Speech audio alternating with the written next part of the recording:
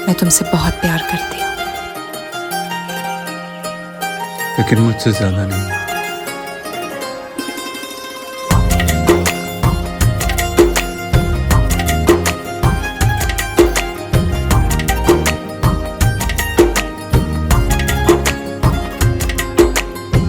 मेरी किस्मतों को मिले हाथ तेरे, फिर से लकीरें दिखने लगी।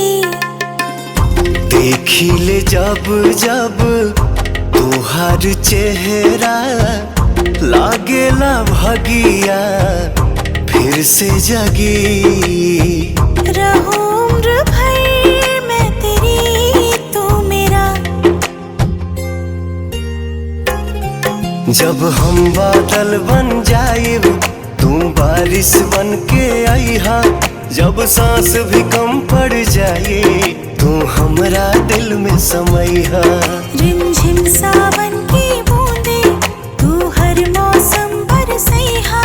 जब सांस भी कम पड़ जाए, तू हमरा दिल में समैहा।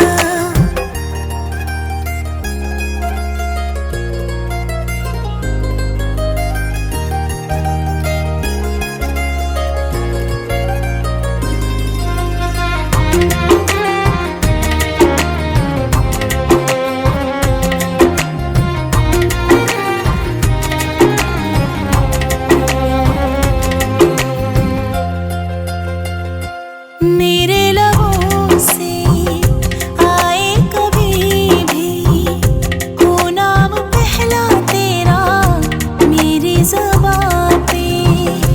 अखिया के काजल पागल करेला, जानू हमर जाइला यही अदा पे।